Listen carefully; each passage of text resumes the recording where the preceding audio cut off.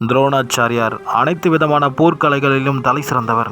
பாண்டவர்களுக்கும் கௌரவர்களுக்கும் will வித்தைகளும் போர்க்கலைகளையும் சொல்லிக் கொடுத்த குரு. அப்படிப்பட்ட துரோணாச்சாரியாரை ஆச்சரியப்படுத்துற அளவுக்கு வில் வித்தைகள்ல சிறந்து விளங்கியவர் தான் அர்ஜுனன். அர்ஜுனனுடைய வில் வித்தைக்கு முன்னாடி யாருமே இணை இல்லை அப்படின்னு சொல்லி மார்த்தட்டிக்கிட்டு இருந்தாரு துரோணாச்சாரியார். அப்படி ஒரு நாள் பாண்டவர்களுக்கும் கௌரவர்களுக்கும் நடுவில் அஸ்தினாபுரத்தில் உள்ள ஒரு இடத்துல வீரத்துக்கான சில போட்டிகளை வைக்கிறாங்க. துரோணாச்சாரியார் முன்னாடி பாண்டவர்களும் கௌரவர்களும் தங்களுடைய திறமைகளை வெளிப்படுத்திக்கிட்டு இருந்தாங்க. பாண்டவர்களுடைய கடாயுதம், ஈட்டி, உடல் வலிமைன்னு பாண்டவர்களுடைய வீரத்துக்கு இணையாக இருந்தாங்க கௌரவர்கள். ஆனா கௌரவர்களால அர்ஜுனனுடைய வில்வித்தைக்கு முன்னாடி ஈடு கொடுக்க முடியல. தன்னுடைய சீடனான அர்ஜுனனுடைய வில்வித்தைக்கு முன்னாடி யாரும் எதிர்த்து நிற்க முடியாது அப்படிங்கிற விஷயத்தை தெரிஞ்சுக்கிட்ட துரோணாச்சாரியார் அங்க அரங்கத்துல கூடியிருந்த மக்களுக்கு முன்னாடி ஒரு சவாலை விடுறாரு.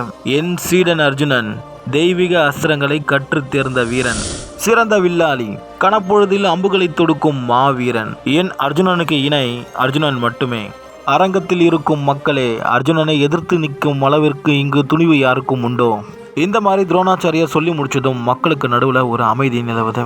மக்கள் மட்டும் இல்லாம கௌரவர்கள், பாண்டவர்கள் துரோணாச்சாரியார்னு சொல்லிட்டு எல்லாரும் அமைதியா இருக்கிற அந்த நேரத்துல எங்கிருந்தோ காத்த கிழிச்சுக்கிட்டு ஒரு அம்பு வர்றத துரோணாச்சாரியாரும் அர்ஜுனனும் கவனிக்கிறாங்க. அந்த அம்பை விட்ட வீரன் யாருன்னு தெரிஞ்சா மறக்காம கமெண்ட் செக்ஷன்ல கமெண்ட் பண்ணுங்க.